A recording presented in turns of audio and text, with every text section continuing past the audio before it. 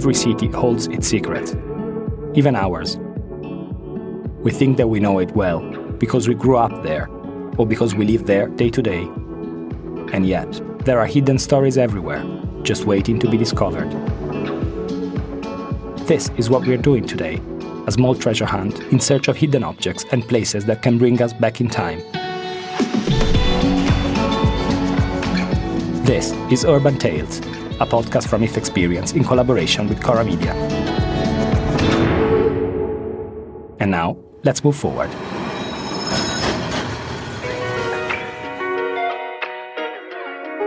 Milan, for everyone, a city with an eye towards the future. Always growing, always changing, but with its roots in antiquity. Sometimes visible, sometimes not. Sometimes there are actual voids. We are near Porta Ticinese, at the columns of San Lorenzo. Here we find what the people of Milan call movida, essentially where people meet up to drink and chat. At a short distance from the columns is the square of Sant'Ambrogio. From there, Via Arena begins. It's a quiet little street. After a few steps, you'll probably notice that there is a large empty spot on the left. It's quite significant, just like the name of the via itself. There's a reason why it's called Via Arena. Here, there used to be one of the greatest amphitheaters of the ancient world, almost 40 meters in height. The home to great spectacles and gladiatorial games. We are just outside Porta Ticinese, and this is definitely one of the areas of Milan where you can more easily perceive that this city never stops. Around us there are just work in progress noises and subway systems that have been enlarged. So much is going on, but nevertheless, as often happens in this city, it's enough to enter in the first open door you find, in this case in Via de Amicis number 17, to find yourself in a completely different atmosphere. The noise of the city just in the background, and in front of us, an amazing cloister from the 15th century. A cloister decorated with beautiful ancient columns, probably coming from the nearby amphitheater. So a building that apparently is anonymous and not particularly attractive, hides an extraordinary treasure. Now that you get to the cloister, just make another effort and enter through this little door. We are inside the Antiquarium Alda Levi, a small but very precious archaeological collection hidden nearby the old amphitheater.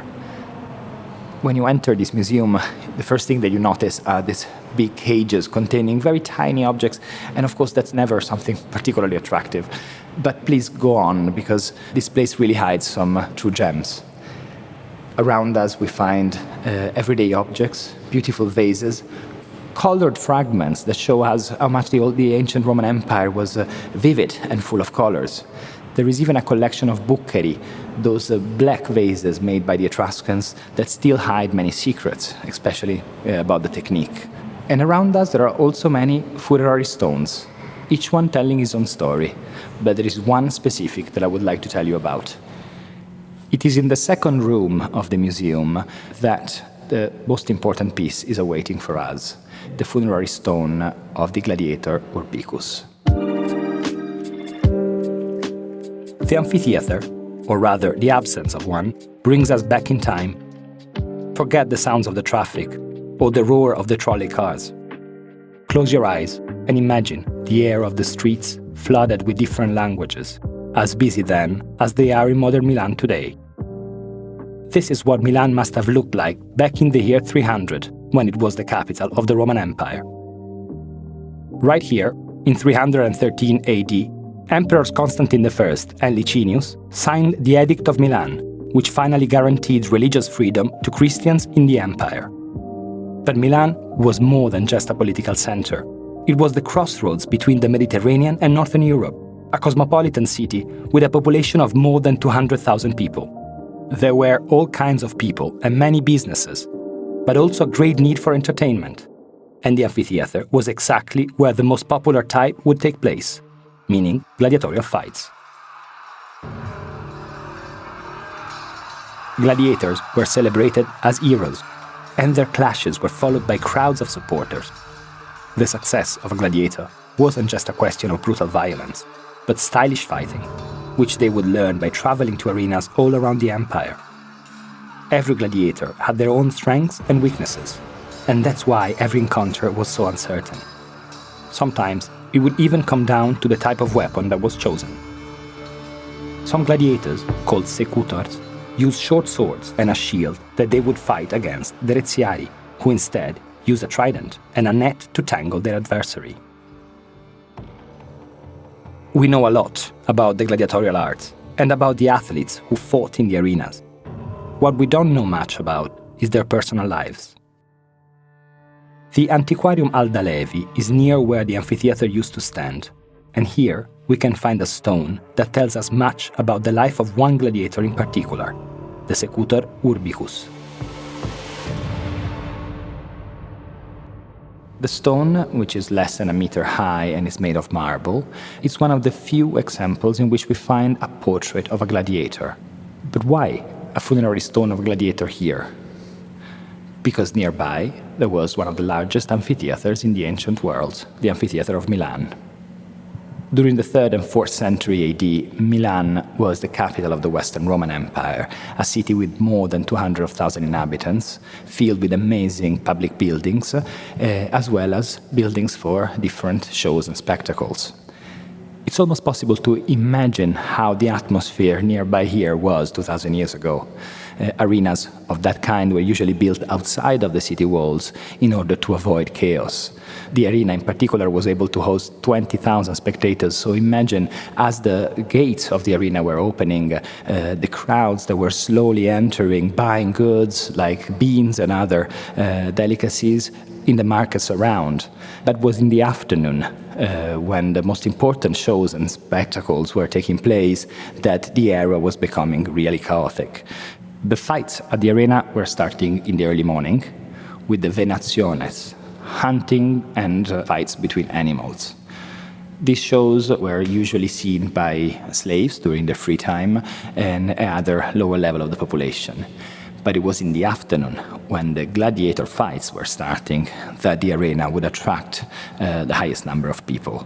At sunset, the velarium, so the great tents that were protecting the spectators from either the sun or the rain, were slowly moving, and the first gladiator fights were taking place. We should think of gladiators like heroes. Indeed, the audiences of the time even revered them as gods. They were often very brave and young, well aware that every match could be their last. Tensions in the arena must have been very high just for this reason. We can only imagine the excitement and cheer each time the athletes walked into the arena, chants from the supporters and insults from the detractors. The same must have been true for Urbicus, as he had proven himself a great fighter. The funerary stone of Urbicus not only tells us a lot of information about him as a gladiator, but also a lot of information about him as a man. Part of the funerary stone is occupied by a beautiful standing portrait of the gladiator, a very rare example of that kind. The gladiator is without his helmet, that is elegantly waiting on top of a spear, and is in the company of his little dog. We don't know if it was one of his weapons during the fight or just a lifetime friend. He is holding a long shield and a very short sword, and these details tell us that he was a secutor, one of the 4 typologies of gladiators. These information are very useful to let us understand who he was in the arena, but it's the lower part that is particularly interesting, because through an inscription that is a bit ruined but still perfectly readable, we understand a lot about Urbicus as a man. We know that he was 22 years old, that he came from Florence, and he was probably a slave. That's why he has only one name and not 2. And we know that he came to Milan, probably searching for glory. All this information were written on the funerary stone by his beloved and loving wife, called Lauricia. Lauricia tells us that Urbicus was married with 2 daughters. One, Olympia, only a few months old, and the other one, Fortunense, probably a bit older. Lauricia tells us that he was 22 years old when he fought his 13th fight, the one that he lost. There's little left of the world of Urbicus today in the streets of Milan. In 539 AD, the city was sacked by the gods, and the arena itself was razed to the ground. Many parts of it were then used to build the nearby Basilica of San Lorenzo. Buildings were destroyed, but the memory of Urbicus has survived alongside that of his family.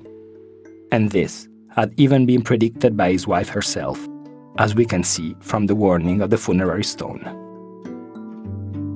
The inscription ends with a phrase full of hope. Chiunque tu sia, Lauricia says, che uccidi chi hai vinto, ricorda per sempre che I suoi tifosi terranno viva la sua memoria. Whoever you are, who kills the one that you won, always remember that his supporters will keep his memory alive.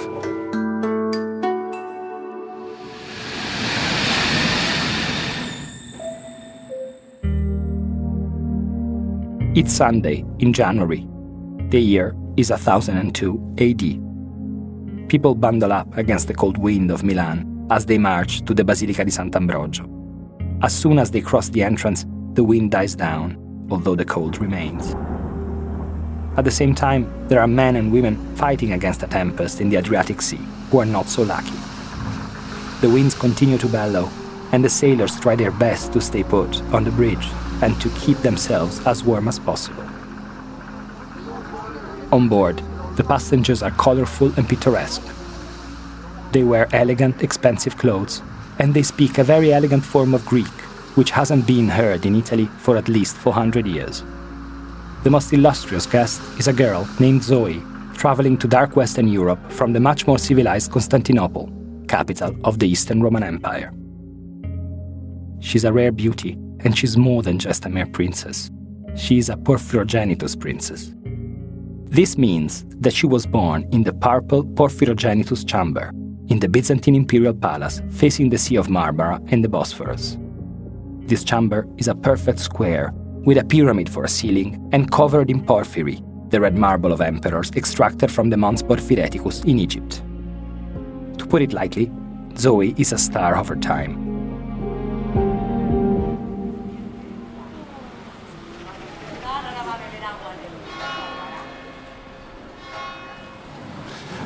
Our treasure hunt in search of special secret objects around Milan continues here, where we are in Sant'Ambrogio. That is not certainly an unknown Milanese place.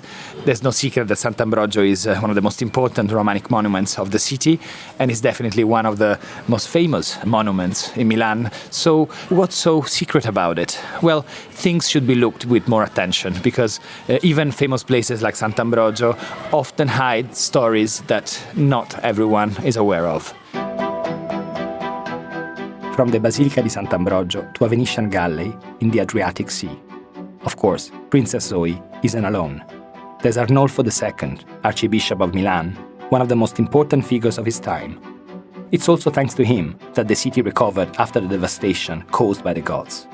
He had even published the De Cito Civitatis Mediolani, in which Milan is described as a great prosperous city.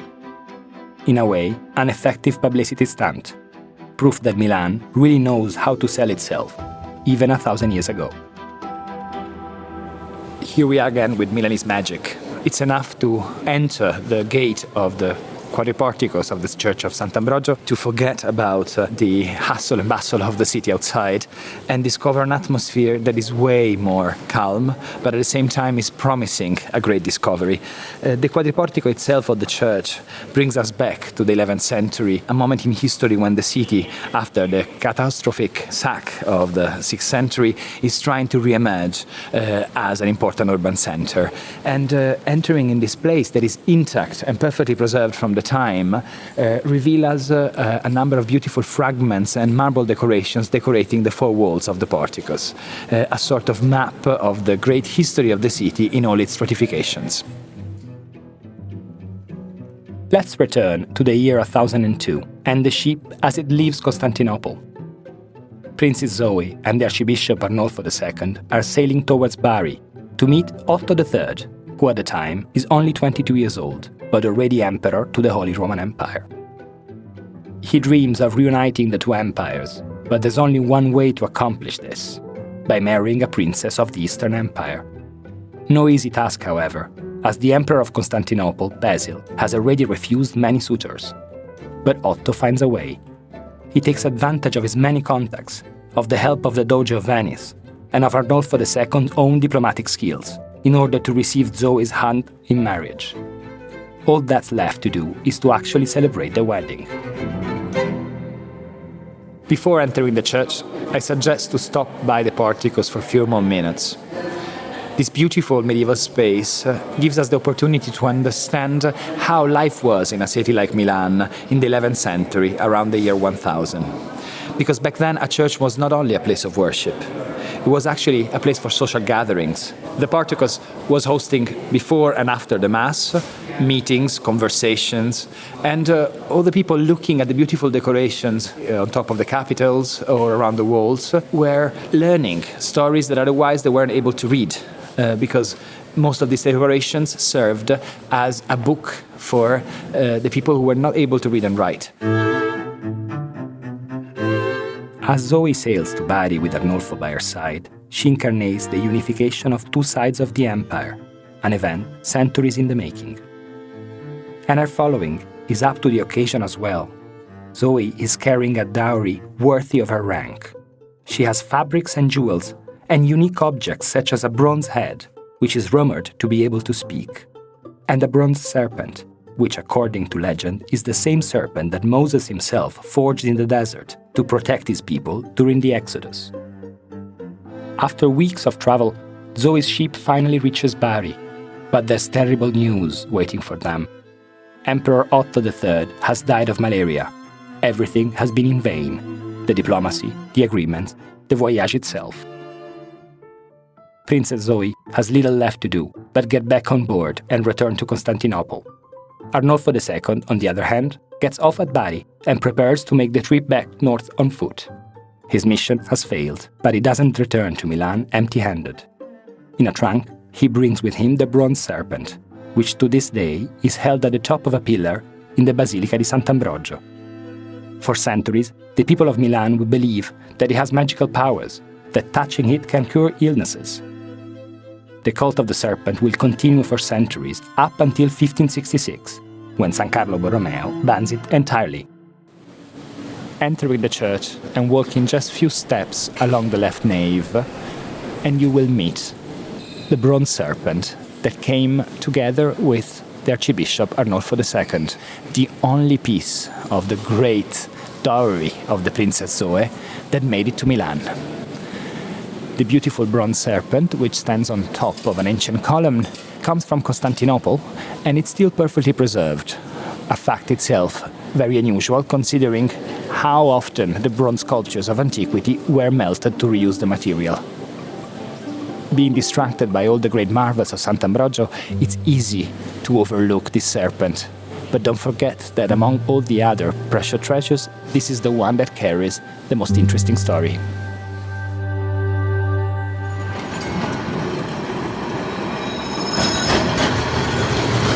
So now we are walking along Corso Magenta, which is one of the most elegant streets in Milan, and here, surrounded by beautiful buildings and an atmosphere that is quite bourgeois, it's hard to imagine that 2,000 years ago this was the border of the ancient city. So beyond Corso Magenta, it was outside of Milan.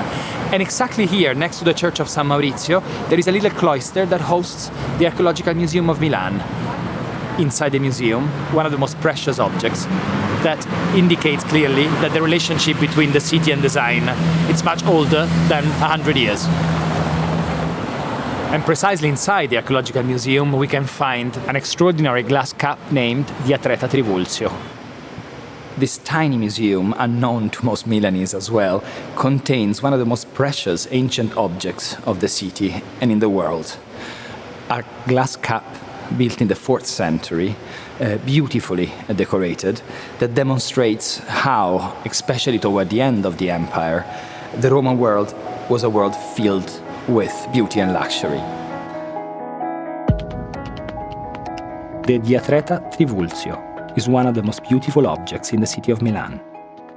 Let's go back in time and discover its history, long before the story of Princess Zoe, and shortly after Urbicus retired from the arena. It's the 4th century and we are in Milan, or, as it's called at the time, Mediolanum.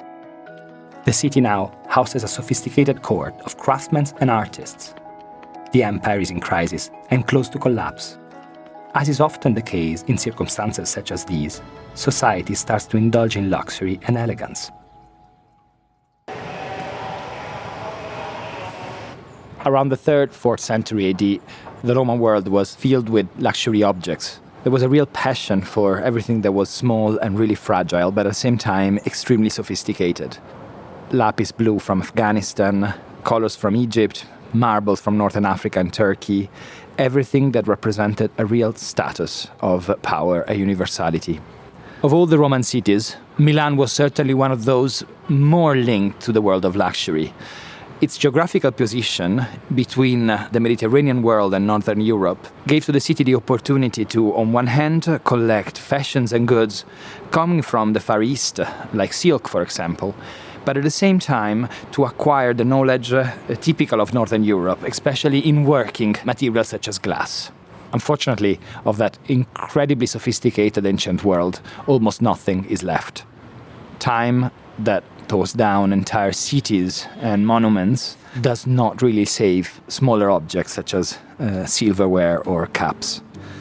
Sometimes history has a great sense of humor, and with the same easiness with which destroys, tears down enormous buildings, let a small tiny glass object survive throughout the centuries. The Diatreta itself is from the 4th century, but we first hear about it starting from the 18th century, when a farmer finds it in a field near Milan. It was probably buried with someone close to the court of Mediolanum, someone who didn't want to part from it, even in death. In 1777, the cap is bought by the Marchese Carlo Trivulzio, a learned collector. The Trivulzio family is already well known for its art collection, and the cap soon becomes its most prized piece. Carlo Trivulzio himself values the cap so much that he'll even dedicate a manuscript to it. Observation by Carlo Trivulzio, Patrizio Milanese, about the ancient glass cup. The parchment will be found only in 2018, and since then is preserved in the Archaeological Museum of Milan. Here we are, entering in the Archaeological Museum of Milan from Corso Magenta. We have crossed 3 different rooms, and finally, at the very end of the museum, almost hidden by the other expositions, we find the Diatreta Trivulzio, a very complicated name for a beautiful object. Diatreta, in fact, refers to the typology of the cap. The diatretes were caps made in a very elaborate way, using 2 different layers, and usually different colors. There are only 9 of this kind left intact in the world, and the Diatreta Trivulzio, the Milanese one, is by far the best preserved. It's composed by an internal part of transparent glass, surmounted by a net of circles and crosses, very delicately placed around it. The net is made of 2 different colors, the blue and the orange, that melt and blend in a very elegant way. The upper part of the cap is decorated with a beautiful green inscription in relief, realized using a very modern font. The inscription says, "Drink and live many years," a recommendation probably often used during banquets and public ceremonies. The Diatreta is definitely a very mysterious yet highly fascinating object. The Diatreta is an object of pride for the people of Milan. In 1935, a petition was made to buy it from the Trivulzio family for the city itself. Be it the Mediolanum of the late Empire or the Milan of modern fashion and style, the city has always loved beautiful design. Today, there are only 9 Diatretic cage caps in the world, and the Archaeological Museum of Milan holds the best preserved of them all. A true hidden gem. A perfect conclusion to our treasure hunt.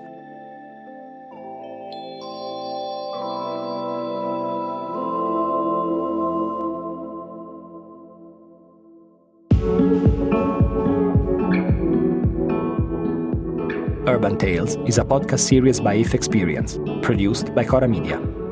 Written and narrated by Filippo Cosmelli, with the support of Marco Villa. Editorial care by Sara Poma. Sound and music supervision by Luca Micheli. Post-production and editing by Andrea Girelli. Project manager Monia Donati. Producer Ilaria Celeghin. Post-production coordination Matteo Scelza. Direct sound engineer Andrea Girelli. Studio sound engineer Lucrezia Marcelli. Music are licensed by Machiavelli Music and/or Universal Music Publishing Ricordi SRL.